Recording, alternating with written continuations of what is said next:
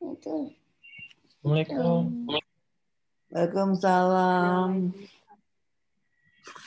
Waalaikumsalam. Terima kasih Pak Umar. Ya, Pak. Kita mulai aja. Kita mulai aja. Baik, saudara mahasiswa, kita mulai aja ya. Baik, Prof.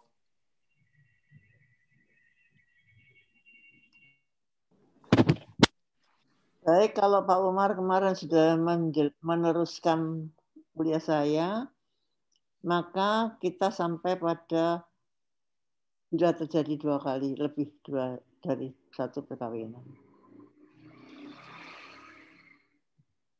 Jadi kalau pada perkawinan yang saya jelaskan di masyarakat parental, antara seorang laki-laki dan perempuan, maka sejak terjadinya perkawinan, maka terjadilah harta bersama. Dan ada juga harta bawaan. Kecuali menurut undang-undang diperjanjikan lain. Nah, kalau terjadi lebih dari 1, maka Anda bisa melihat di pasal 65 ayat 1 huruf B dan C.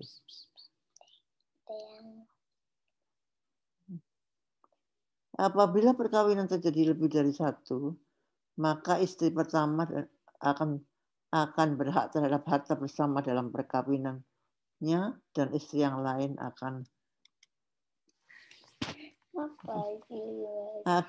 ini ganggu ini akan berhak terhadap harta bersama perkawinannya.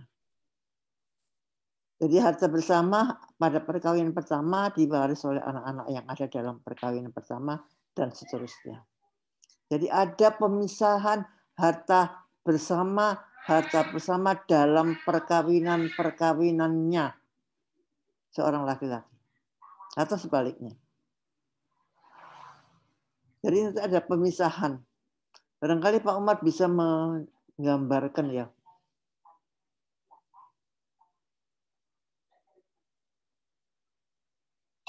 Nah, kalau terjadi, susahnya saya tidak bisa nulis, yang mesti Pak Umar yang nulis. Kalau terjadi 2 kali perkawinan antara A dengan B pada perkawinan pertama, kemudian ada perkawinan kedua dengan terdapat anak, maka akan ada harta bersama. Harta bersama perkawinan pertama dan harta bersama perkawinan yang kedua. Yang bisa diwaris oleh anak dalam perkawinan pertama itu hanya pada harta bersama perkawinan pertama ayahnya. Jadi yang bisa diwaris adalah harta bersama antara ayah dan ibunya sendiri. Sehingga kalau ada 2 kali perkawinan, maka ada 2 harta bersama. Harta bersama pertama dan harta bersama perkawinan kedua. Setengah bagian harta bersama A dalam perkawinan pertama dan setengah harta bersama bagian bagian B dalam perkawinannya itu akan jatuh pada anak-anaknya.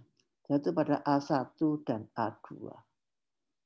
Masing-masing adalah kalau dikumpulkan menjadi harta bersama AB, maka A1 dapat setengah bagian, A2 dapat setengah bagian. Dari harta bersama perkawinan pertama. Kemudian kalau terjadi perkawinan yang kedua, dengan catatan bahwa perkawinan kedua adalah memenuhi persyaratan undang-undang. Yaitu secara kumulatif diatur dalam pasal 2 ayat 1 dan 2 ayat 2 Undang-Undang Perkawinan. Baru terjadi harta bersama. Harta bersama adalah harta yang dihasilkan dalam masa perkawinan yang singkat. Itu harta bersama. Sehingga terjadi harta bersama perkawinan kedua. Sehingga AX itu akan punya harta bersama sendiri. Harta bersama AX itu akan jatuh pada D seluruhnya.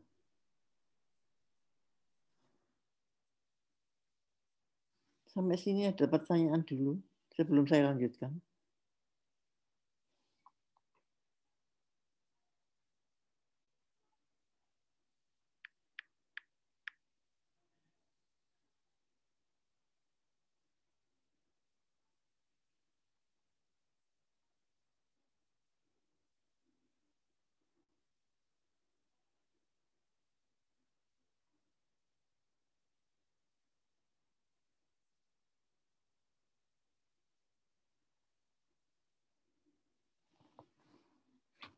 Di mana? Harta asal, kalau harta bersama tidak ada masalah, sekarang bagaimana dengan harta asal A? Harta asal A adalah harta yang dibawa ke dalam perkawinan. Ya, berarti harta asal A tadi akan diwaris oleh A1, A2, D. Masing-masing sepertiga.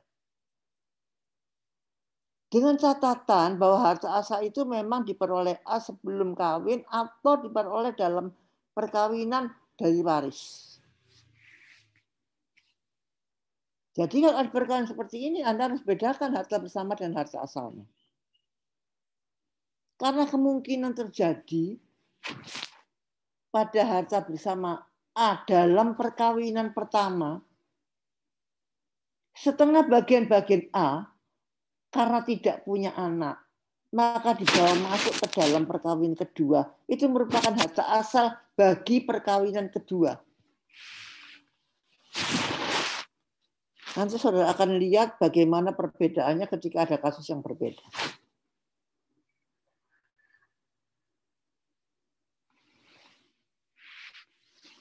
Barangkali Pak Umar bisa bantu nuliskan ya.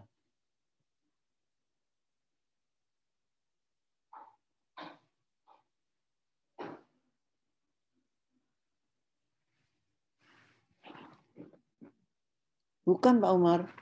Jadi harta asal A adalah harta asal A sendiri yang diperoleh sebelum kawin dengan B maupun X, dan harta yang diperoleh A karena waris atau hibah dalam perkawinan.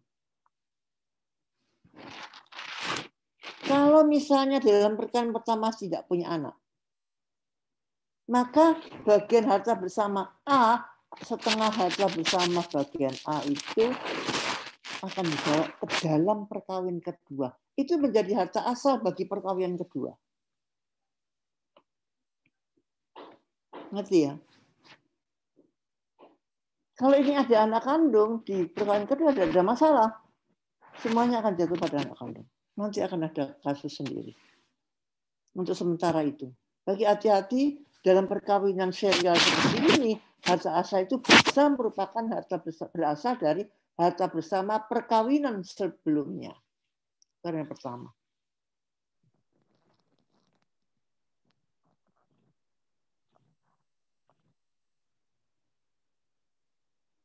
Contoh pertamanya apa, Pak Umar?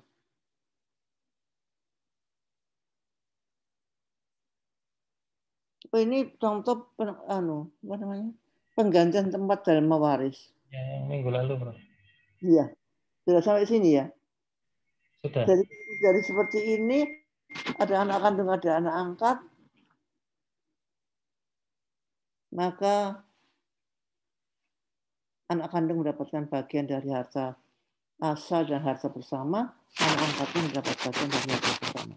Setengah bagian harta bersama AB akan jatuh pada C dan D. Tapi harta asal AB akan jatuh pada C. Akan diteruskan oleh anak-anaknya ketika C meninggal lebih dahulu. Tapi kalau D yang meninggal lebih dahulu, maka C1, D2 akan menggantikan bagian D, yaitu setengah bagian harta bersama. Sedangkan C1 dan C2 akan menggantikan bagian C dari harta asal A, B, dan setengah harta bersamanya. Jelas sudah sampai sini ya? Pak Omar sudah jelaskan. Gimana? Masih ada pertanyaan enggak? Sebelum saya teruskan. Ayo. Gimana?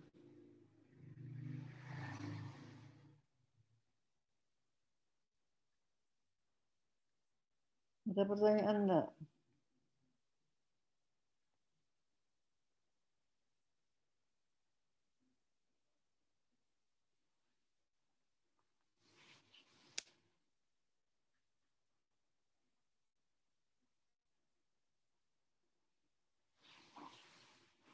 Udah, jelas. Enggak ada pertanyaan. Jadi gimana saya mau menjelaskan kalau diam, ayo. Gimana? Sudah jelas? Sudah ya, bisa saya tinggalkan ya, teruskan ya.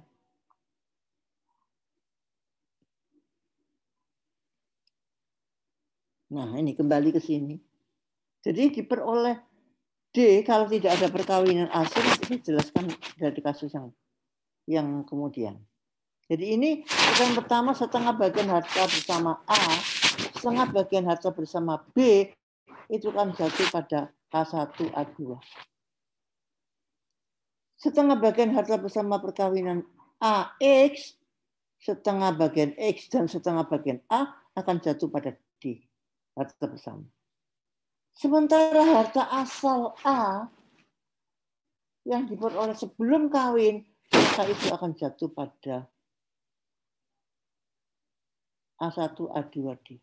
Jadi harta asal A adalah harta yang diperoleh sebelum perkawinannya dan dalam perkawinan karena waris. Itu akan jatuh pada A1, A2, D3, masing-masing sepertiga. Ini sudah dituliskan Pak Umar. Jadi ada dua harta A, harta bersamanya ada dua. Setengah harta bersama perkawinan pertama dan setengah harta bersama perkawinan kedua.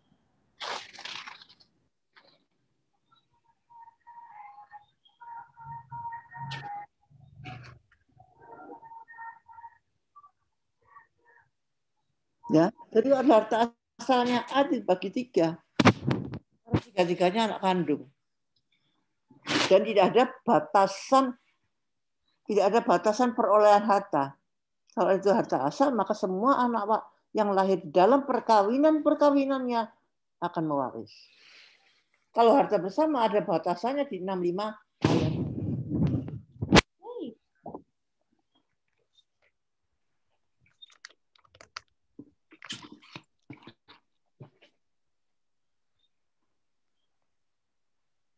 Ini harta asal A. Baik yang diperoleh sebelum kawin atau diperoleh karena waris, ya, masing-masing sepertiga. Ini Pak Umar sampai pakai pensil warna-warni loh, supaya saudara ngerti.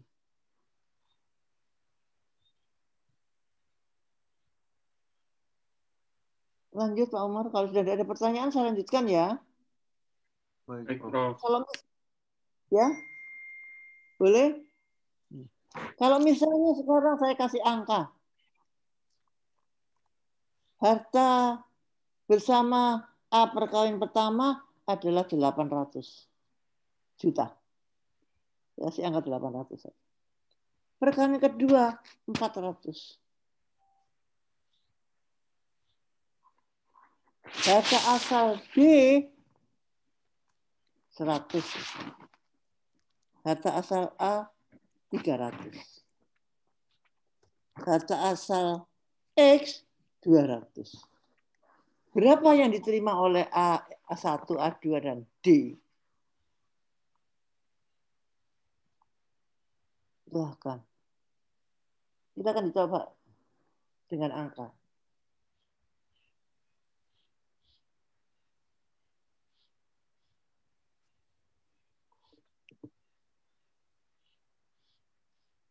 Aduh, ini gimana sih?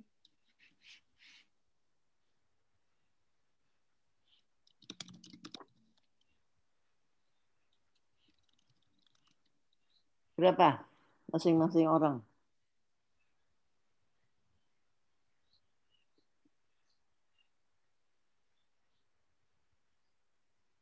Ayo dicoba. 400, Prof. Masing-masing 400. Iya. Ya. Dari perkawinan pertama Ditambah perkawinan kedua dibagi 3, D, A1, dan A2. Kan masing-masing dapat sepertiga. Harta bersama, Mas. Mas Said ya? Iya. Itu, Umar.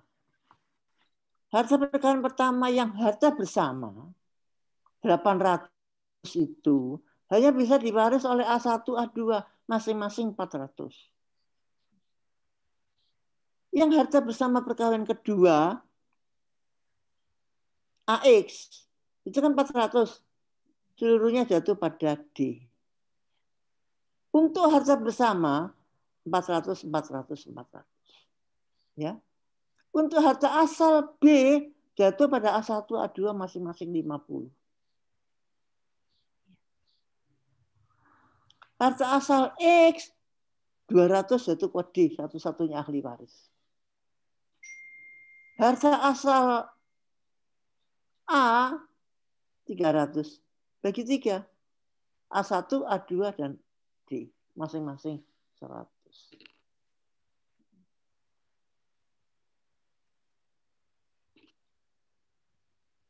Nah, jadi mendapatkan harta bawaan itu pasti terhitung terpisah ya, Prof ya? Kalau harta bawaan itu enggak terpisah, Mas. Kalau harta bawaan A kan 300. Ya. Nah, 300 dibagi 3 anaknya. Jadi tidak ada pemisahan. Tapi kalau harta bersama itu yang dipisahkan. Dipisahkan, siap, Prof. Ya. Yang lain jelas? Tidak ada pertanyaan? Supaya saya bisa lanjut. Sudah? Pak Umar, monggo. Silahkan diteruskan.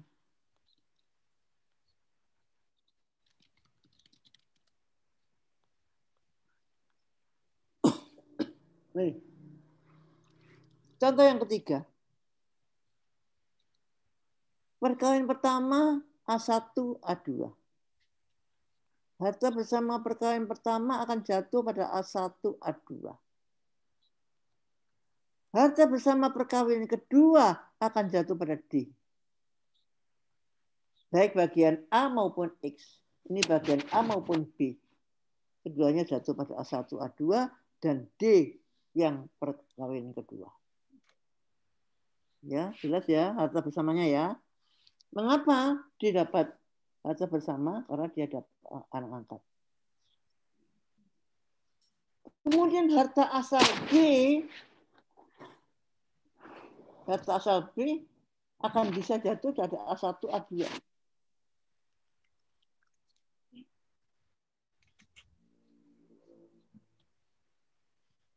Jadi setengah A setengah B, dua-duanya jatuh pada A1X. A1, A2. Ya. Kemudian harta bersama AX itu jatuh pada D anak angkat. Itu yang harta bersama. Bagaimana dengan harta asal? Harta asal B ya, jatuh pada A1, A2. Karena anak kandung. Harta asal A juga hanya jatuh pada A1, A2. Karena apa? Karena D anak angkat sehingga tidak dapat barang waris asal. Bagaimana dengan harta asal X? Kemana?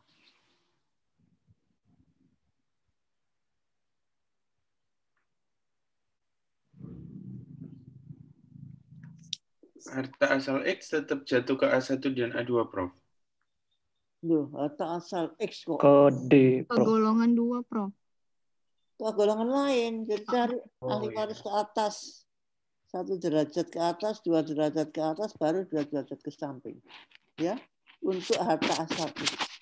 Karena tidak ada hubungan darah antara X dengan A1, A2. Sehingga tidak mungkin diwaris. Kalau kembali pada kasus tadi, berapa kira-kira bagian masing-masing? Tadi kan 800 ya?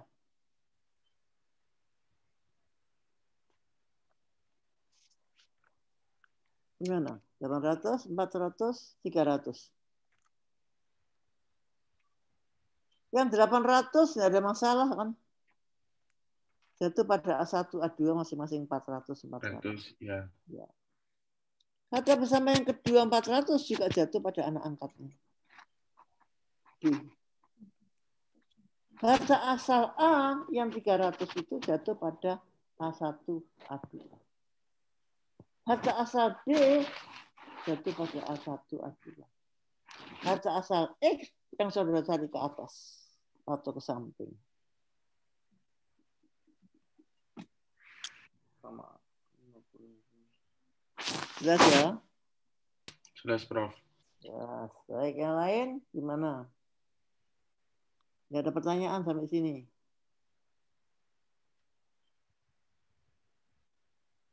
Jadi sebetulnya nanti kalau saudara ujian, saudara tinggal lihat aja itu harta bersama atau harta asal. Jadi jangan ribut buka buku ya sampai nggak selesai. Ya, Prof. Ya, kan banyak buka buku terus sampai nggak selesai.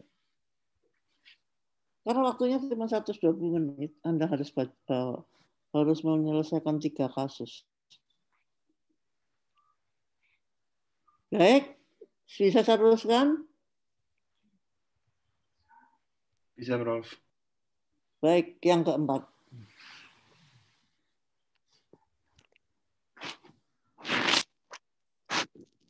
Perkara pertama, A dan B tidak ada keturunan. Perkawinan keduanya ada 1 orang anak. Jadi karena tidak punya anak, maka dia menikah lagi. Kawin lagi dengan X. Dengan dapat 1 orang anak, yaitu C. Berapa kira-kira yang bisa diterima C?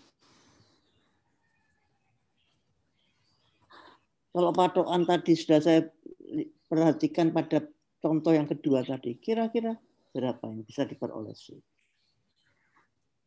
C itu mewarisi harta asal X, harta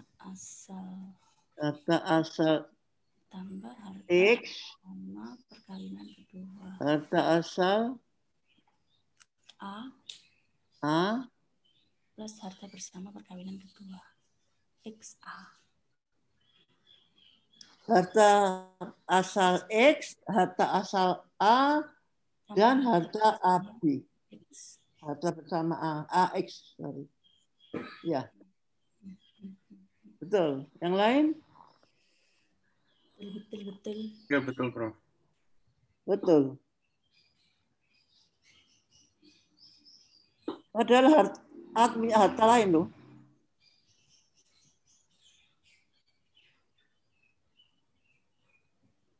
Pada saat A kawin dengan X, dia kan punya harta bersama perkawinan pertama.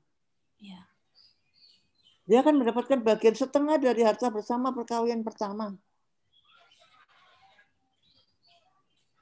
Sehingga karena dalam perkawinan pertama tidak diperoleh anak, maka setengah harta bersama bisa masuk pada perkawinan kedua, diwaris oleh anak dalam perkawinan kedua. Walaupun ada perubahan status harta. Jadi setengah harta bersama perkawinan pertama itu menjadi harta asal bagi perkawinan lain. Tapi karena C itu anak kandung, maka dia bisa memperoleh. Jadi harta asal A adalah harta asal A sendiri ditambah dengan setengah harta bersama perkawinan yang pertama. Itu jatuh pada C. Sementara harta asal X jatuh pada C. Yang sudah tidak bisa meneruskan adalah harta asal B plus setengah bagian harta bersama B. Itu akan jatuh pada keasalan. Ada golongan lain ya berarti, Prof, ya? Yang harta asal B. Harta B. B itu kan bisa setengah harta bersamanya ditambah dengan harta asalnya, itu bisa ke atas. Oh ya. Oke, Prof. Jadi kalau dengan angka tadi gimana?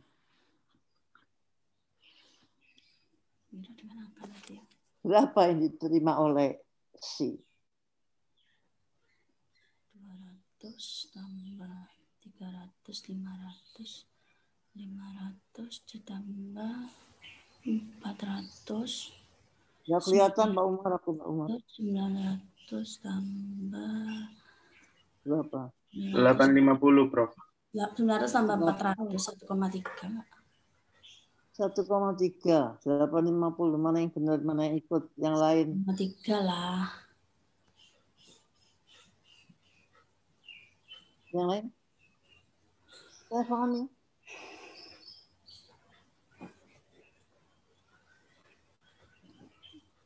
ikut yang mana? Ikut Eva apa ikut Said? Ikut Said, Prof. Ikut sendiri.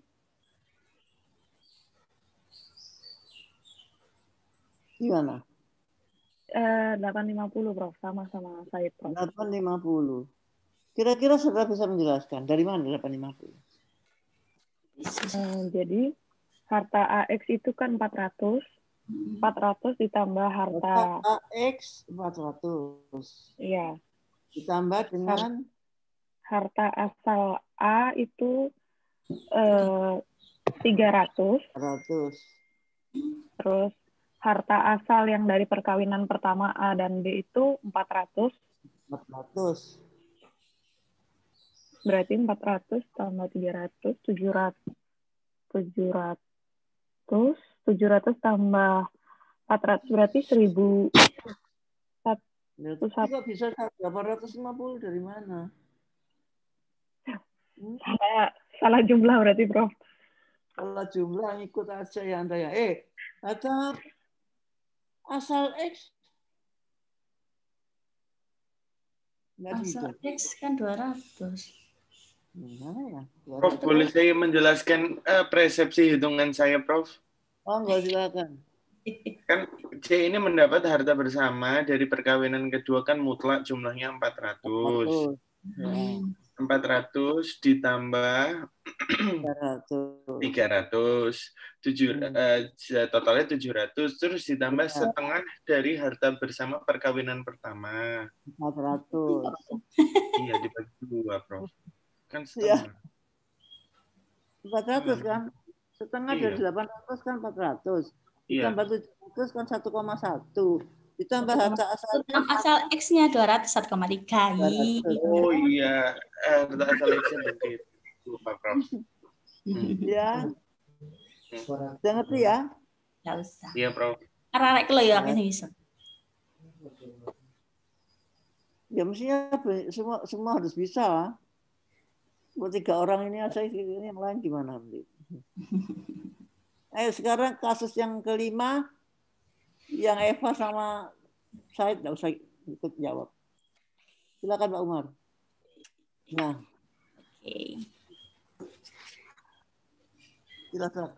silakan diselesaikan.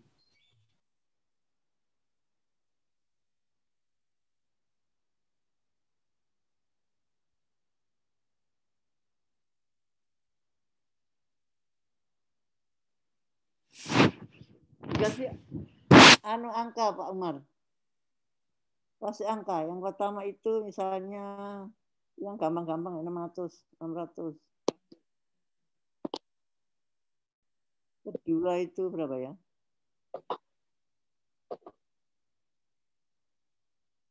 200. 200 sampai 400. 200 ya. Yang pertama yang 200. Berapa? 300.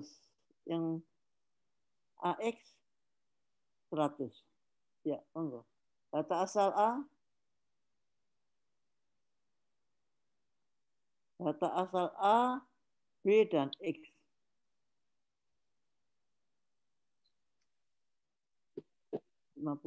A. B 100. 150 apa 100 tuh? 200. 100. Ya, coba hitung berapa bagian masing-masing.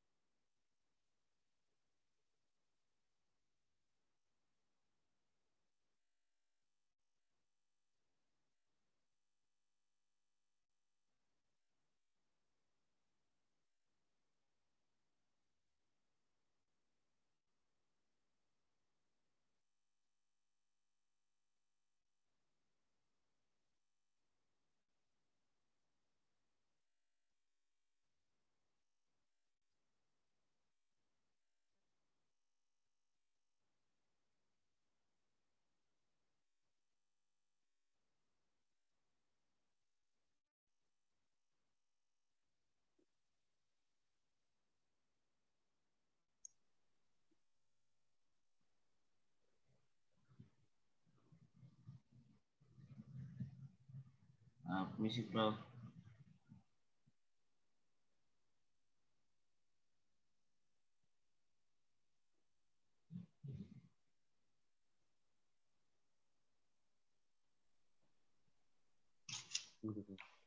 Udah.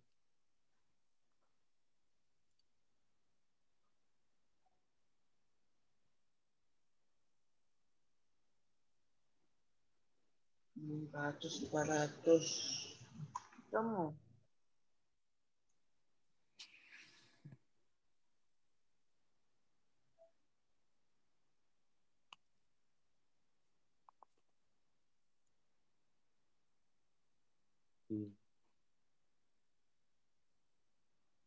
Sudah ketemu?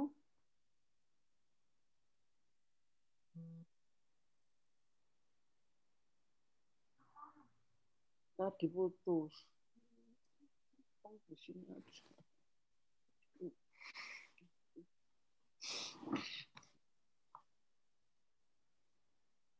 Ya, emang mati internetnya.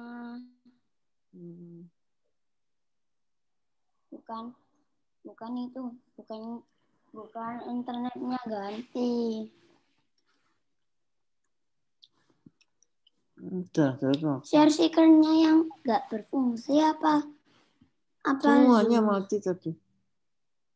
Nah itu gerak. Ya tak kira. Bilang sini makan. Berapa yo? Ya 5. Coba ya, Prof. Iya, boleh. Untuk yang Y itu 400, Prof. Y 400. Iya. Ya. Yang B1, B2, Nabila kurang yakin, tapi Nabila ngitungnya 475 masing-masing, Prof. 475 masing-masing. Iya. Emang kok, silakan. Yang lain masih ada lagi.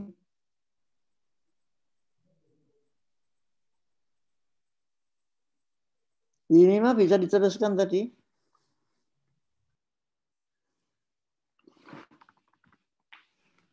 Iya, Prof. Bang, Prof, saya baru di toilet. Ya. Terus berapa? Terusnya berapa? Belum.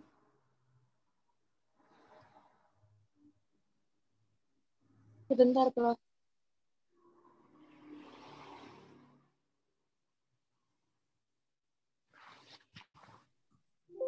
Maaf, Prof. Saya berbeda dengan Nabila. Tidak apa-apa. Iya, saya dapatnya 416 untuk Y, 416 untuk B1. 416 untuk Y, B1, ya. B2? B2 416 juga. Sama? Iya. B1, B2 416. Dari mana? Gimana, Prof? Dari mana? Iya, soalnya ini harta asal yang A ini kan dibagi menjadi 3, Prof, untuk Y, B1 sama B2. Yang A? Iya, yang A. Harta asal yang A. Harta asal A dibagi 3? Iya, kok bisa dibagi 3? Iya, karena kan untuk perkawinan yang pertama dari A sama B kan dibagi untuk B1, B2, terus untuk perkawinan yang kedua, untuk perkawinan yang kedua itu dibagi untuk Y. Tapi kan B1, B2 bukan... Ada hubungan darah nggak antara B1 sama A? Nggak ada. Nggak ada. Ini kan punya ayah sendiri. Benar. Dia yang ikut ibunya. Mengikuti perkawinan ibunya. Jadi tidak ada hubungan darah dengan ayahnya. Jadi kalau harta bersama bagian B itu bisa diwaris setengah bagian, berarti 300 kan? Dibagi antara B1 dan B2. Harta asal B bisa diwaris oleh B1, B2. Masing-masing 100. Ya. Sekarang harta asal A perkawinan kedua. Nggak ada kan harta bersama, nggak ada keturunannya kan. Berarti setengah bagian harta bersama bagian B bisa diwaris oleh B1, B2. Bagian B. Sampai sini dulu ngerti enggak? Perkawinan kedua B kan enggak punya anak. Ada harta bersama. Sehingga setengah bagian harta bersama bagian B itu bisa diwaris oleh anak-anaknya dalam perkawinan sebelumnya. Ya. Kemudian perkawinan antara A dan X terdapat harta bersama.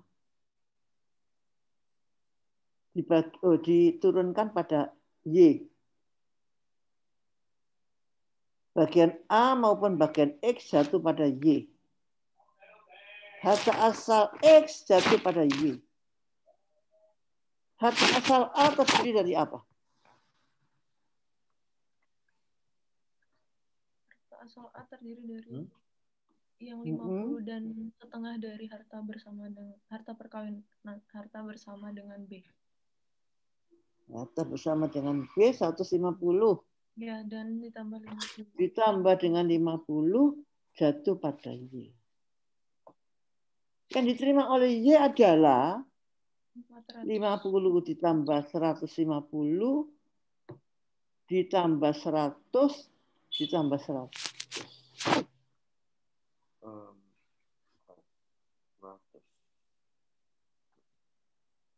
Ya.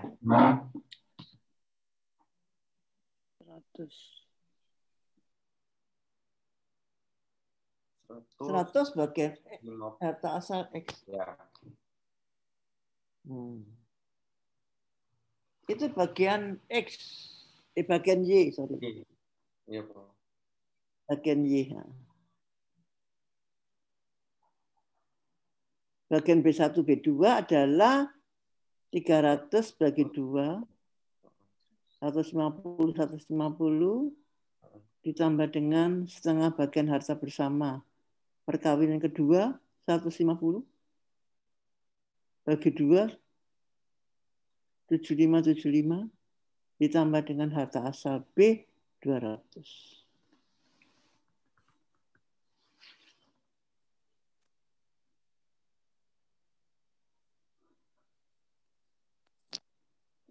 Duh, kok 600 Pak Iman, Pak Umar? 300 loh. Iya, dibagi 2. Iya, 150. 75, 100. Enggak, 600-nya dibagi 2 antara B dengan suaminya. Ya, 300. Jatuh pada B1, B2 dibagi 2 lagi. 150. Ditambah dengan 150 dan 200 bagi 2.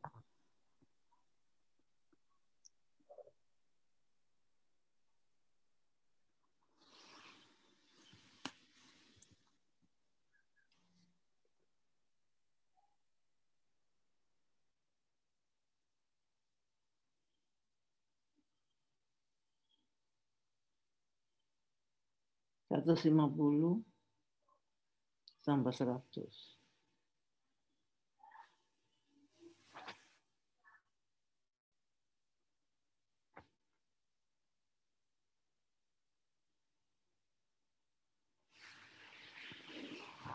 Jelas ya, dapatnya dari mana ya? Jelas, Prof. Ya, yang lain? Mbak Kumari, sudah? Sudah, Prof. Sudah ya, nggak ada pertanyaan lain ya.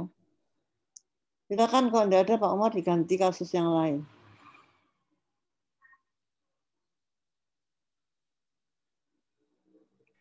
Sudah, Bro. Sudah. Harta bawaan yang goblok sudah ya? Belum, Prof. Belum. Harta warisan dibedakan antara harta bawaan dan harta bersama. Pak Umar kayaknya ada contoh yang harta yang anak angkat. Salah satunya anak angkat.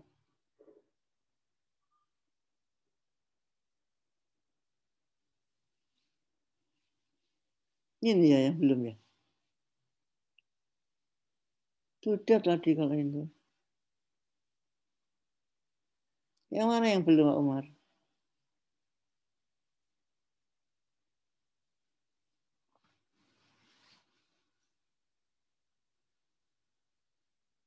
Halo, Pak Umar.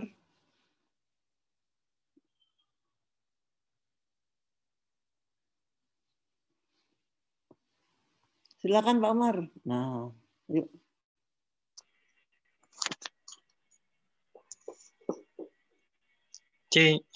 C-nya dianggap anak angkat, Bu. C-nya Gambarnya lupa. Wali.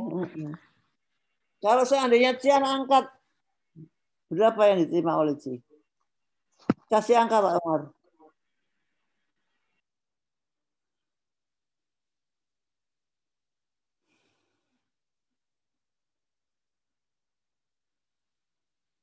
Dikasih angka Pak Umar.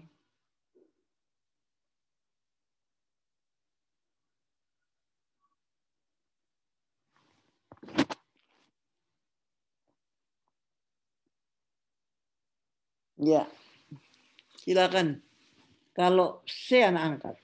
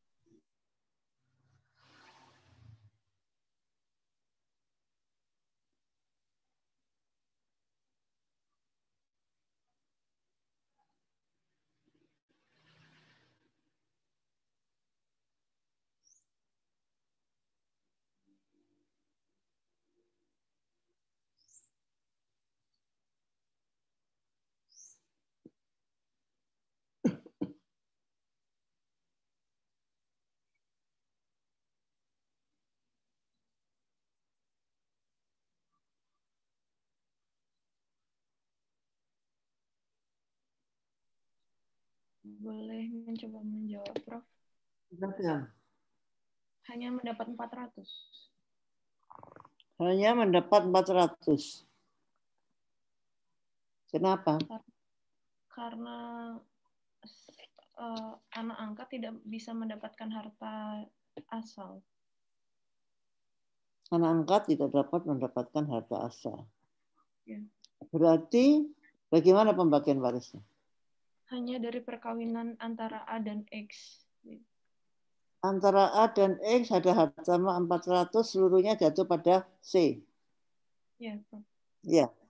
Mungkin kalau salah. Harta yang lain?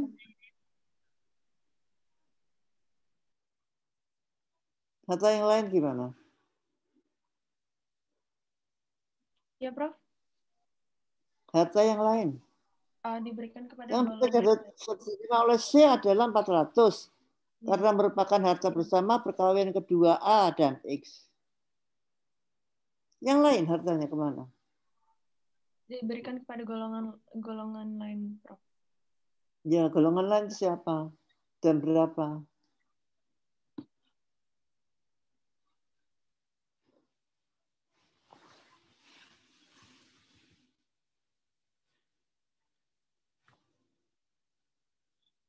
Bagian X 100 harta asal jatuh pada garis lurus ke atas atau ke samping. Yang 100. Yang A berapa? Dapat 600 ya, Prof, untuk golongan lain. 600 akan diwaris oleh keturunan ke atas dari A. 400 plus 200 berarti 600. B 500 diwaris oleh golongan ke atas dari B. Ya, jadi C sebagai anak angkat hanya dapat dari harta perkawinan kedua. C tidak akan mendapatkan bagian dari harta bersama perkawinan pertama dari A. Kenapa? Karena ada perubahan status harta dari setengah bagian perkawinan pertama menjadi harta asal bagi perkawinan lain. Setengah harta bersama perkawinan pertama AB adalah merupakan bagian dari harta asal A untuk perkawinan kedua, sehingga jatuhnya ke atas atau ke samping, tidak jatuh pada anak angkat. Ya, jelas ya? Kalau diputar-putar ya gitu aja jawabannya ya. Iya, Pak. Baik, Pak Umar, langsung. Ya, sudah tadi. Enggak yang tadi, yang sebelumnya. Nah ini harta waris pada dasarnya untuk masyarakat parental dibedakan antara harta bawaan dan harta bersama. Pemisahan dua harta ini wajib saudara pisahkan ketika di keturunan ada orang lain di luar keturunan darah. Ada anak angkat atau yang lain.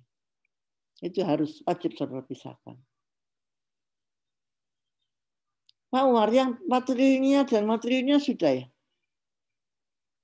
Yang seri. Kalau seri belum. Yang? Kalau di patri sama matri yang seri belum. Belum ya. Kalau gitu, ke seri aja patrina matrina Pak Umar. Sebelum masuk ke Google.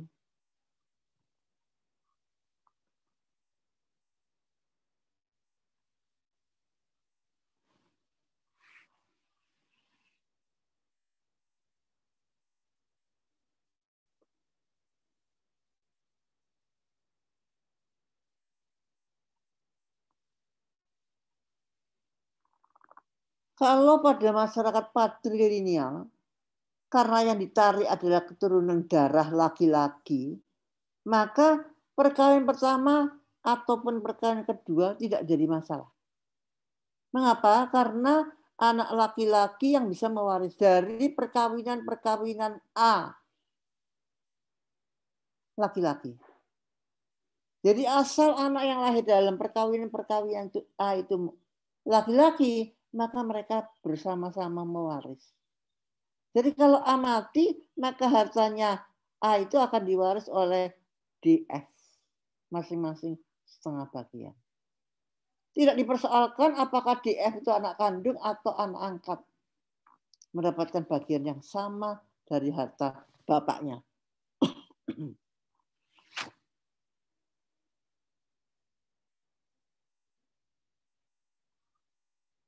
Jadi misalnya tidak ada keturunan, contoh yang kedua Pak Umar, tidak ada keturunan pada perkawinan pertama, kemudian kawin punya keturunan laki-laki.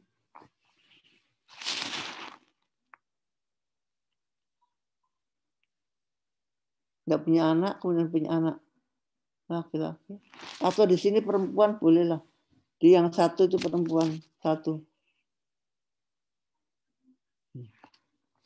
Karena nggak punya anak laki-laki dalam perkawinan pertama, kawin dengan A perkawinan kedua. Kawin lagi dapat anak laki-laki. Maka seluruh harta A itu akan jatuh pada C.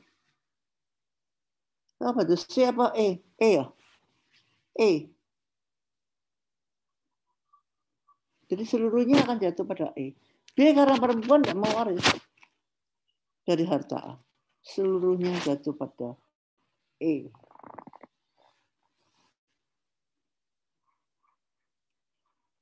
Itu patrilineal. Jadi meskipun E itu ada angkat, tidak ada masalah. Seluruh harta perkawinan harta A itu akan jatuh pada E.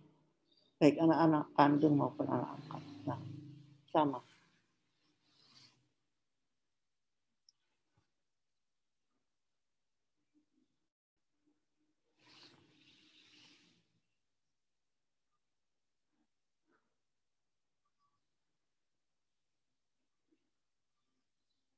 Nah, kalau begini, maka seluruh harta A akan jatuh pada EF masing-masing setengah.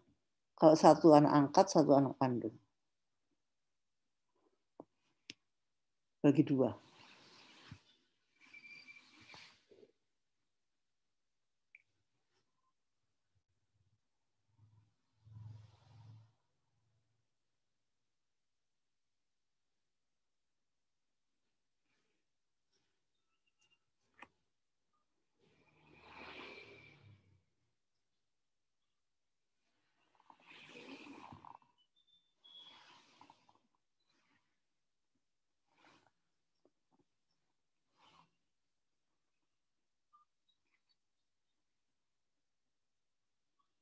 Masih ada kasusnya Pak Umar? Matri, Bu. Terima nggak? Jadi Patri sudah ada masalah ya? Kasusnya sudah tidak ada.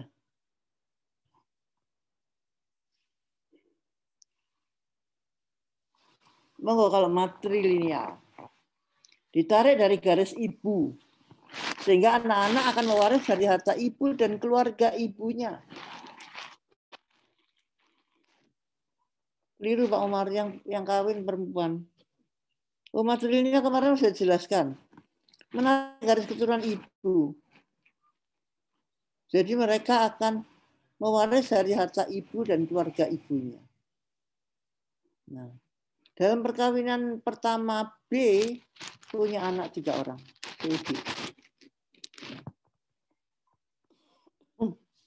Kalau B mati, maka CDE akan mendapatkan bagian dari harta B dan keluarga B.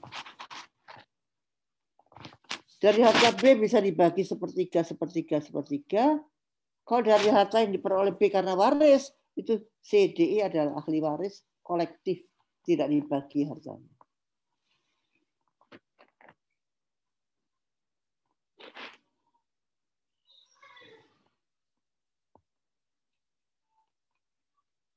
Jadi laki-lakinya berada di luar marga.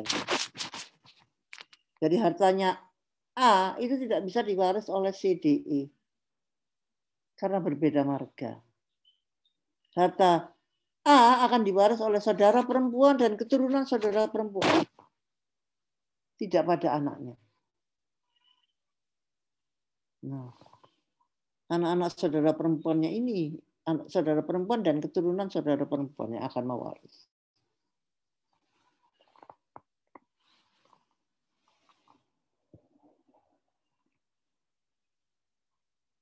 Ketika A meninggal, B kawin lagi, maka anak-anaknya tetap bermarga yang sama dengan ibunya.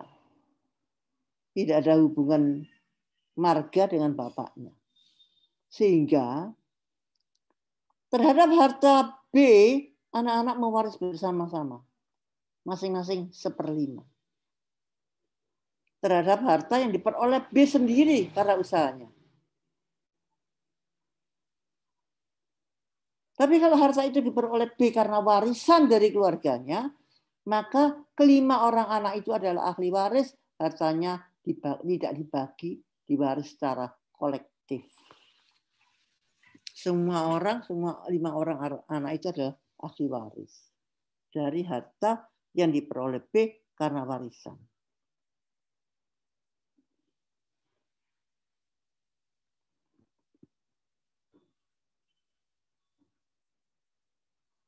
Jadi di sini yang bisa mewaris adalah anak kandung dan yang marganya sama dengan marga ibunya. Itu matrilineal.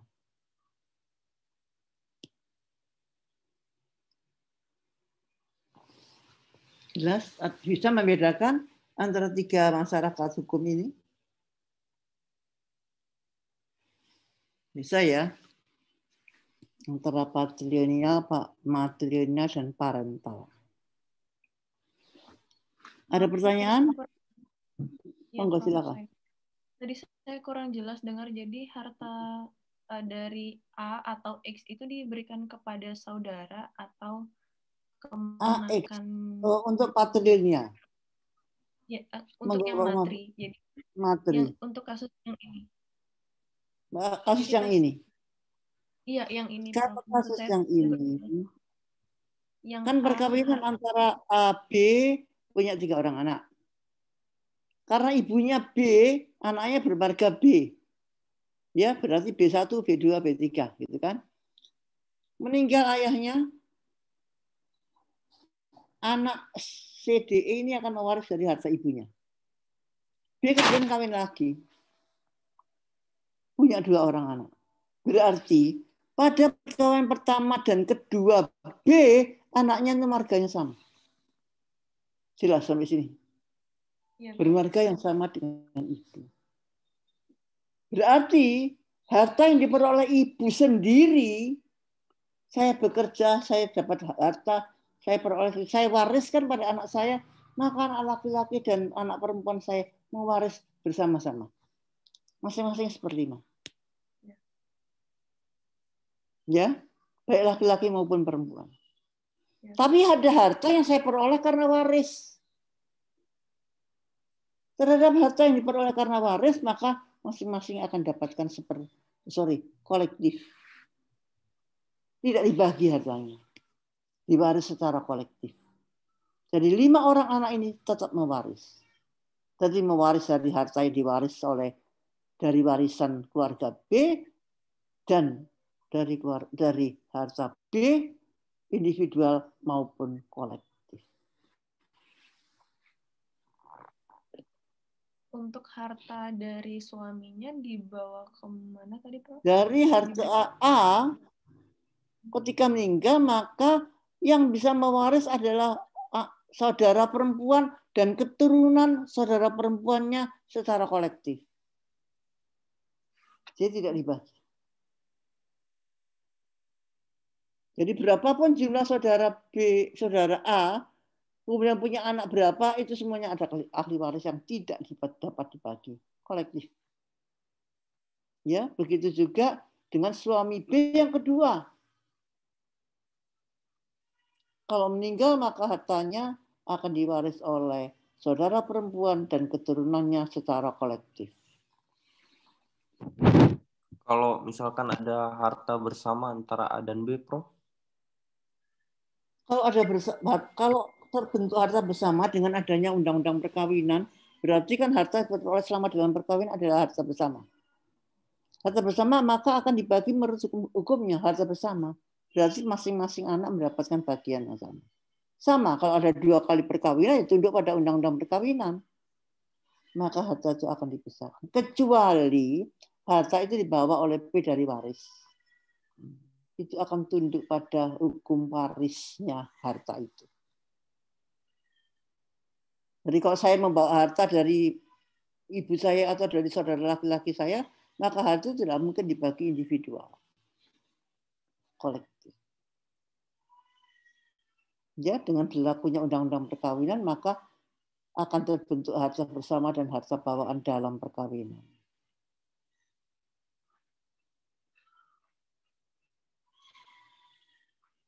Jelas.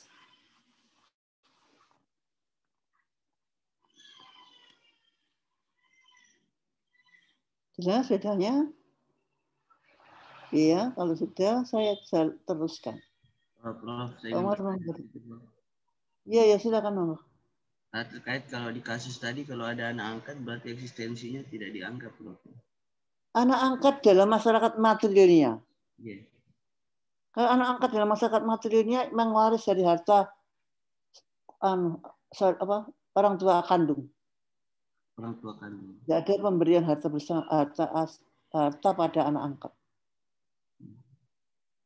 Memperoleh dari harta waris orang tua kandungnya sendiri.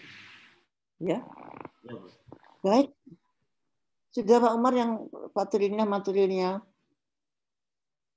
Kenapa kok ada janda, Pak? Ini bagiannya. Kalau saudara bisa mengikuti. Ini ada slide dari Pak Umar. Janda memperoleh setengah bagian harta bersama, namun tidak saling mewaris. Harta gonogini untuk bagian janda adalah setengah bagian ditambah bagian lain setelah dikurangi bagian anak-anak. Jadi itu berdasarkan putusan Mahkamah Agung nomor 167.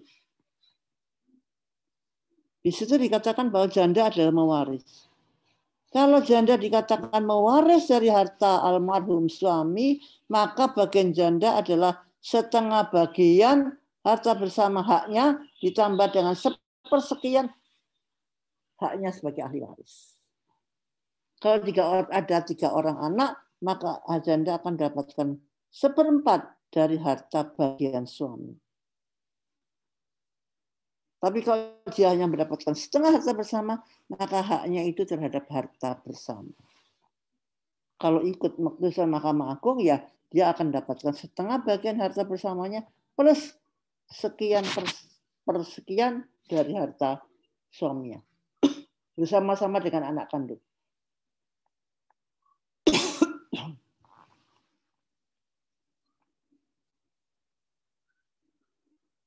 Sudah Pak Umar, janda? Nah, kalau di Jawa itu ada tanah yang namanya tanah gogol. Tanah gogol itu dulunya adalah tanah garapan dari tanah ulayat yang dibuka oleh setiap anggota masyarakat hukum adat. Setiap anggota masyarakat hukum adat itu punya hak untuk membuka tanah di wilayahnya. Jadi yang dibuka itu adalah tanah ulayat. Nah, gogol tetap itu penggarap, bukan pemilik. Jadi di situ mengerjakan tanah garapan milik desa. Ada orang yang bisa mengerjakan terus-menerus dalam satu bidang. Nah, kalau ada dibilang tanah ulayat, maka setiap warga masyarakat bisa membuka tanah di wilayahnya. A buka di sini, B buka di sini. Tanah garapan. Ini yang seluruhnya adalah tanah ulayat. Kalau saya menempati tanah ABC ini tetap di sini terus-menerus, karena saya sudah menganggap cocok dan tanah itu subur untuk pertanian, maka saya tetap berada di sini. Maka hak perorangan saya itu menjadi kuat. Hak ulayatnya menjadi lemah. Gitu kan dulu. Nah, ini kalau dia menetap di sini, ABC menetap di sini, maka dia adalah penggarap tanah desa secara tetap di tempat yang sama. Penggarap, statusnya penggarap. Kemudian kalau ini dibuka semua, dibuka terus-menerus, maka tanah itu akan habis. Sehingga sisa tanah dibandingkan dengan jumlah penduduknya, lebih banyak jumlah penduduknya. Sehingga mereka membuka bersama-sama tanah itu, kemudian membaginya di antara para penggarap. Karena jumlah tanahnya sedikit, mereka tidak mungkin menetap. Jadi mereka bergilir. Bisa bergilir tempatnya. Kalau sekarang ada di P, saya nanti panen depan saya boleh menanam di U. Karena tingkat kesuburan antara P dan U itu tidak sama. Sehingga bergilir tanahnya. Tapi bisa juga bergilir orang. Sekarang saya tanam, besok enggak. Karena bergantian dengan warga masyarakat yang lain. Itu karena jumlah tanahnya terbatas. Itu yang disebut dengan gogol tidak tetap. Penggarap tidak tetap. Panen ini saya garap, musim tanam sekarang garap, besok saya enggak. Karena jumlah tanahnya sedikit.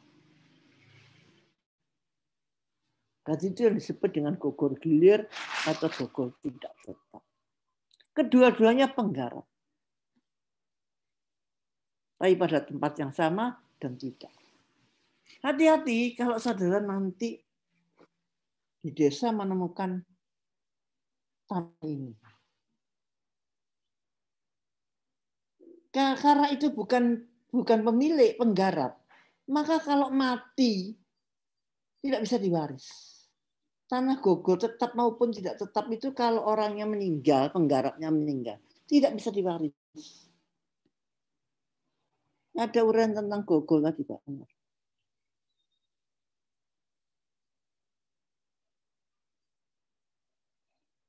Slide tentang Gogol.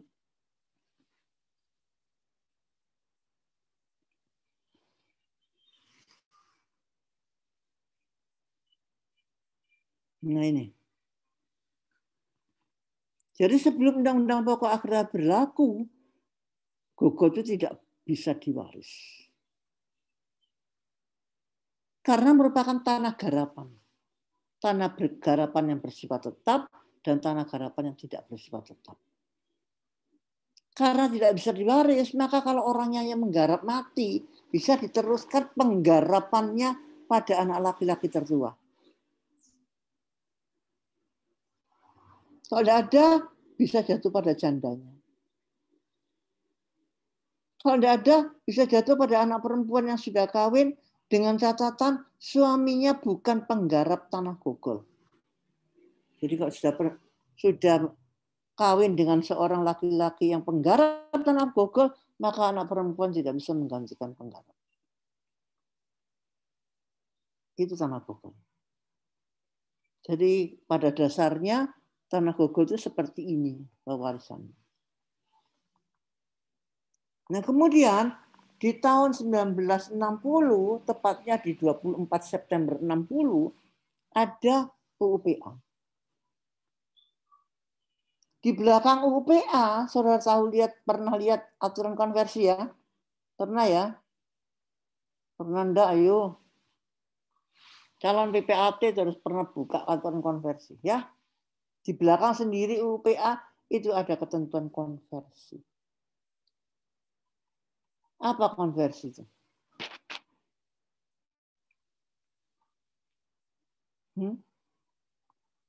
Apa ya konversi?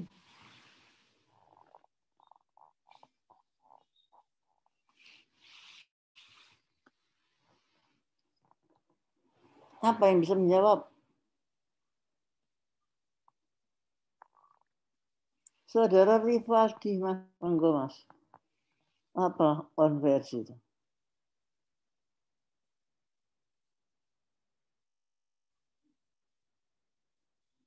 Apa kira-kira? Perubahan sistem peraturan perundang-undangan.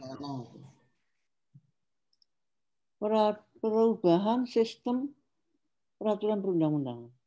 Gimana maksudnya?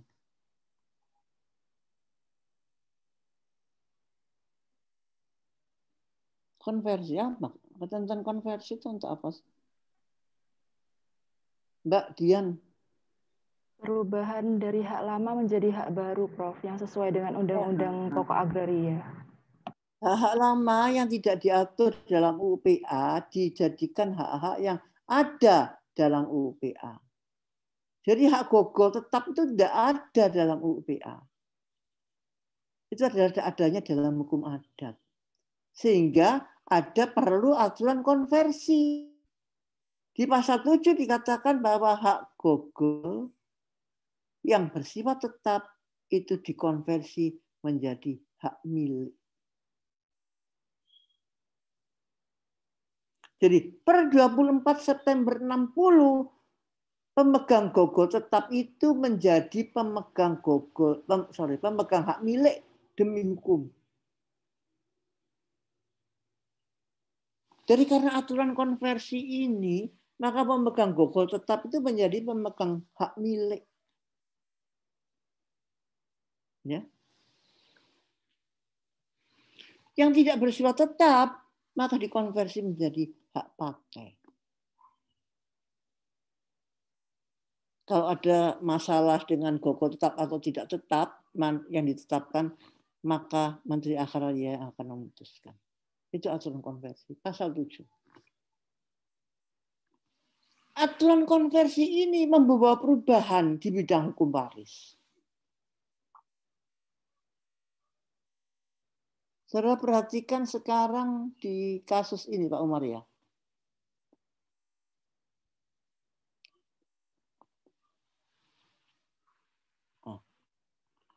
Berarti mulai tanggal 24 September 60, tanah Gogol itu dapat diwaris. Karena apa? Karena berubah status menjadi dari tanah Gogol menjadi hak milik. Hak milik kan boleh beralih. Berdasarkan aturan konversi pasal 7, dari tanah Gogol tetap dikonversi menjadi hak milik. Tanah Gogol tidak tetap dikonversi menjadi hak pakai.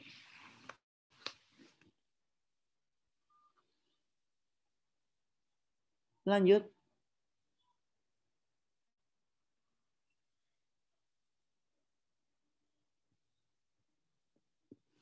Kayak ada gambar gitu, kalau ada gambar tanah Gogol apa A dan B kawin punya berapa orang anak gitu, laki-laki perempuan, saya akan menjelaskan sebelum dan sesudah UPA.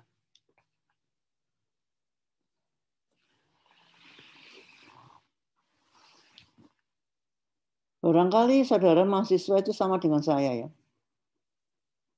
Saya mengajar di daring ini saya lebih capek daripada mengajar biasa di kelas. Ya, Anda juga begitu mungkin ya, bosan. Iya, Prof. Benar. Nggak enak, saya juga nggak kuat. Iya, Prof. 2 kali saya mengajar dalam sehari, saya teler malam. Susah fokus, Prof. Iya, saya mengartikan juga susah gini, itu sulit kan ngajar hukum waris. Jaring ini repot. Gimana Pak Umar? Coba. Mudah-mudahan ya, Pronya segera pergi rumahnya sana. Amin. Iya, jadi tidak capek sekali saya tidak kuat. Kalau ada kawin dan B, amatinya sebelum 60. Sebelum tahun 60. Berarti A itu kan pemegang Gogol tetap.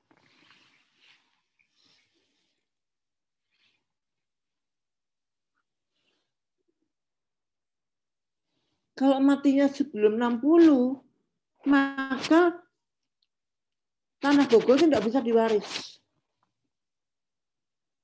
Hanya penggarapannya jatuh pada C, anak laki-laki tertua. Tidak bisa diwaris.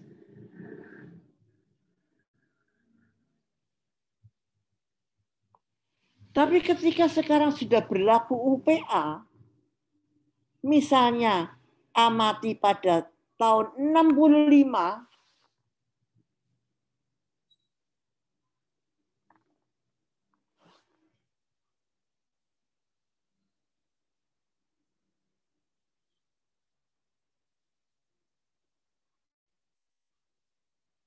nah,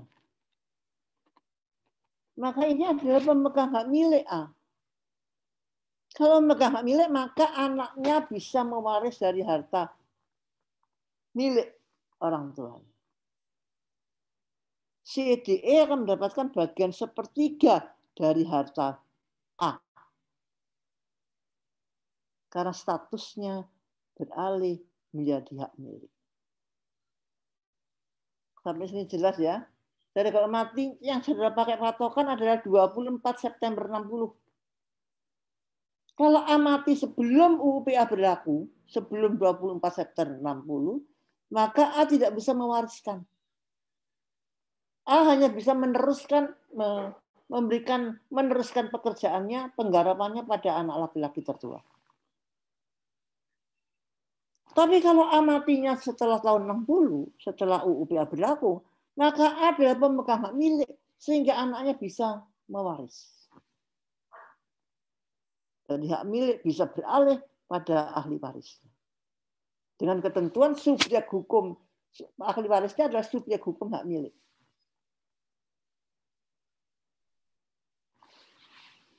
Prof, izin nanya. Silakan.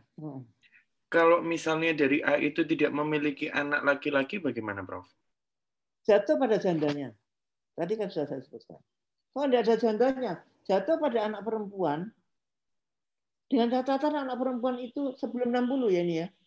Iya, Dengan sebelum. catatan anak perempuan itu sudah kawin dan suaminya bukan pemegang gogol. Jadi Kalau tidak bisa misalnya double ya, ada, Prof. Ya? kenapa? Jadi nggak bisa double kalau suaminya si perempuan itu Oh, nggak dia bisa. pemegang tanah Ya, gogol. nggak boleh. Salah satu.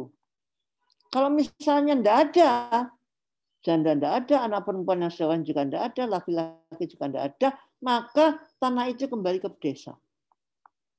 Karena itu adalah tanah milik desa yang dikerjakan oleh seseorang. Baik, Prof. Sebelum 60. Kalau sesudah 60 meninggalnya, maka bisa beralih pada ahli warisnya.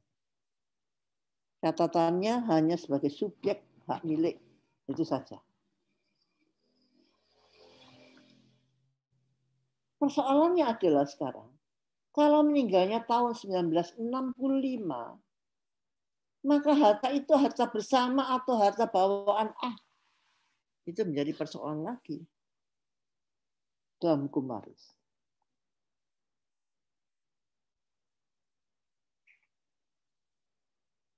Kalau konversinya ada dalam perkawinan,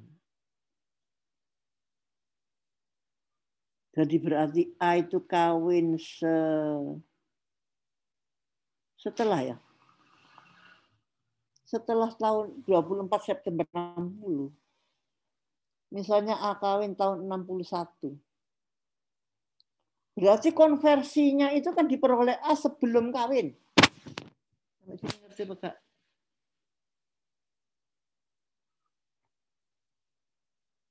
Konversinya kan diperoleh sebelum kawin. Dia memperoleh kenikmatan itu sebelum kawin. Sehingga harta itu merupakan harta bawaan bagi A.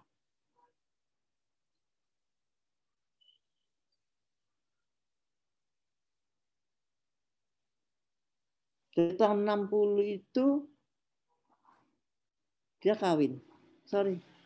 Sudah kawin ya Pak Umar? Konversinya di tahun 60. Sebelum kawin. 24 September 60 itu A belum kawin. Jadi konversinya ada sebelum perkawinan. Maka menjadi milik A.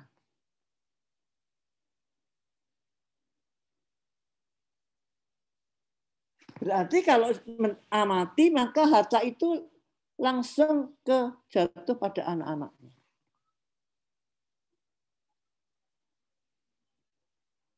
Tapi kalau A kawin sebelum tahun 60, 59 A sudah kawin. Memperoleh kenikmatan konversi itu dalam perkawinan, walaupun itu A memperoleh dari bapaknya, maka itu tetap merupakan harta bersama. Karena konversinya ada dalam perkawinan. Kalau harta bersama berarti kalau terjadi perceraian, maka pembagian hartanya adalah setengah harta bersama dan setengah harta bersama. Termasuk tanah X gogol tadi.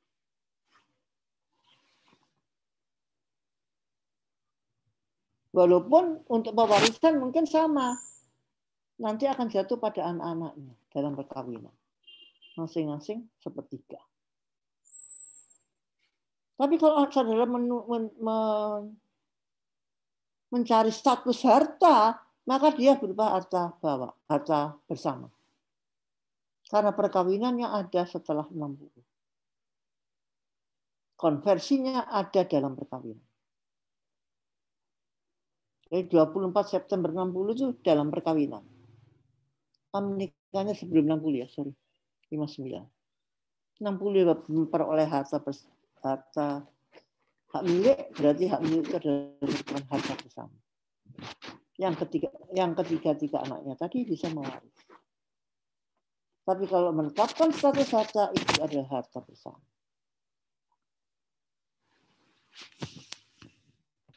Berarti untuk waris ini nggak berlaku retroaktif ya, Prof ya? Nggak berlaku retroaktif. Kan perkawinannya sebelum konversi gitu nggak mengikuti ya, Prof? Kalau perkawinan sebelum konversi, berarti konversi itu kenikmatan itu kan diperoleh dalam perkawinan, Mas. Kalau misalnya tahun 1959 kawin, dia mendapatkan meneruskan penggarapan tanah bapaknya Gogol tetap. Dibawa ke dalam perkawinan. Tahun 60 konversi itu harta bersama. Bersama, Mas. Kalau kawinnya setelah 60 itu harta asal karena pembawanya sudah memperoleh konversi. Oke, siap Prof, paham. Ya, jadi nanti kalau digabung antara harta bersama yang berupa barang yang bisa dinilai, kemudian dengan tanah, maka tanahnya keluarkan dulu dari pembagian harta waris. Nanti ada saudara bagi sendiri. Jelas? Jelas, Prof. Nah, ada pertanyaan mana? Jelas ya. Yang lain? Saya lihat yang aktif cuma 4-5 orang, ya. Yang lainnya enggak bersuara ya. Gimana nanti kalau ujian? Anda enggak dapat nilai tambahan loh ya. Saya harapkan dengan keaktifan saudara di kelas, saudara mendapatkan bagian tambahan nilai. Jadi nilai saudara nanti bukan satu-satunya nilai ujian. Karena kondisi pada saat ujian itu kan macam-macam. Kadang Anda sakit, kadang ini kan. Sehingga ada tambahan nilai. Itu harapan saya. Tapi kalau saudara tidak menggunakan kesempatan itu, ya monggo. Anda nggak dapat bagian dari nilai ujian saudara. Prof, baik, izin masih bertanya, ada? Prof. Ya, siapa Mas? Oke, Nelson. Iya, Prof. Prof, tanya mungkin agak sedikit menyamping dari kasus ini, Prof. Kalau seumpamanya di materi, enggak, maksudnya enggak di kasus ini. Kalau di masyarakat di Minangkabau itu kan matrilinear ya, Prof ya. Iya. Nah, jika di Minangkabau tersebut ada hukum adat, tetapi dari perkawinan mereka ini menggunakan perkawinan hukum Islam, Prof. Maaf, Prof.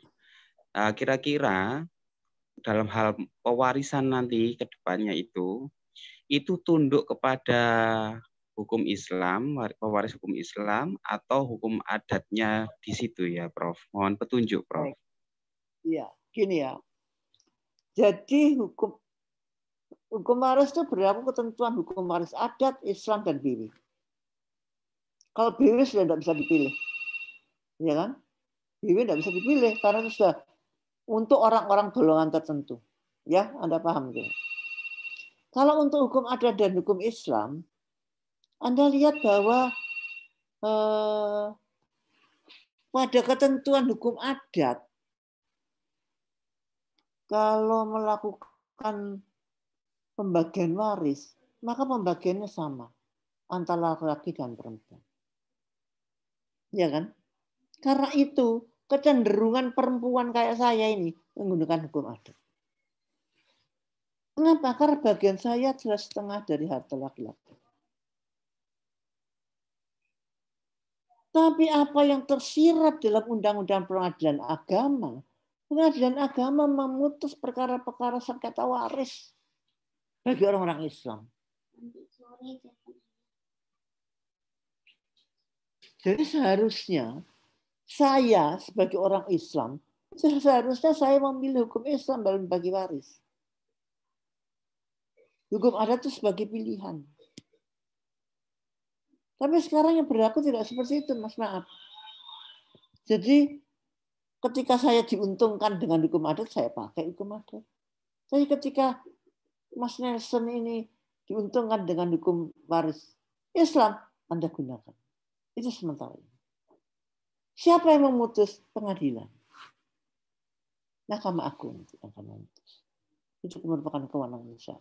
Sebetulnya itu kewenangan pengadilan agama karena menyelesaikan sengketa-sengketa waris bagi orang-orang yang beragama Islam. Ya, sehingga tingkat keimanan seseorang itu juga mempengaruhi hukum apa yang dipilih. Ya, seharusnya hukum Islam. Itu yang lain? Berarti masih bisa dilakukan pilihan hukum ya, Prof ya? Iya, iya. Baik, Prof. Tapi kalau saudara sebagai hakim, saudara belajar ini. Karena saudara akan menemukan kasus-kasus itu nanti di pengadilan negeri. Yang buat kami ambigu itu nanti kalau semuanya ada kita penempatan, kita nggak tahu, Prof. Mungkin kita bisa ditaruh di sana. Sedangkan kalau ada penyelesaian waris ini kan, sedangkan kan aturan yang terbaru itu kan kalau Islam ya otomatis ikut Islam. Tetapi kalau di Minangkabau itu sangat yang tersirat dalam Undang-Undang Peradilan Agama itu yang kita bingungkan. Memilih hukum adat seharusnya. Ya. Jadi itu pilihan. Kalau ada sengketa baru ke pengadilan kan gitu kan waris. Waris itu kan hukum yang sifatnya tidak memaksa, mengatur. Sehingga boleh. Ketika terjadi sengketa baru diterapkan hukum waris. Gitu ya. Baik, Prof. Baik. Yang lain ada pertanyaan sih? Prof, saya tadi dengar Prof mengatakan kalau BW itu tidak bisa dipilih hanya untuk golongan tertentu. Itu maksudnya gimana ya, Prof? Loh, Anda pernah belajar PIH kan? Lulus PIH enggak? Waktu S1. Pengantar hukum Indonesia. BW berlaku bagi siapa? Kan ada 3 macam penggolongan penduduk. BW berlaku bagi golongan, saudara baca itu. Jadi nanti saudara jangan menggunakan, kalau buat akte waris nanti jangan menggunakan hukum BW untuk saya ya. Kalau saya datang pada Anda kemudian terapkan BW. Jangan lo ya. Hati-hati, baca kembali itu penggolongan penduduk. Ya. Oke? Tidak ada lagi? Kalau tidak ada, saya kira Pak Umar sampai sekian. Kita ketemu lagi di 2 kali lagi diisi oleh Bu Sulis. Khusus tentang bagaimana Anda membagi waris dalam kasus-kasus. Begitu Pak Umar? Baik, Prof. Nggih, Prof. Matur Terima nuwun. kasih Pak Umar. Terima kasih, Prof. Mudah-mudahan bermanfaat ya. Baik. Terima kasih, Prof. Terima kasih, Prof. Assalamualaikum. Waalaikumsalam, Prof. Terima kasih.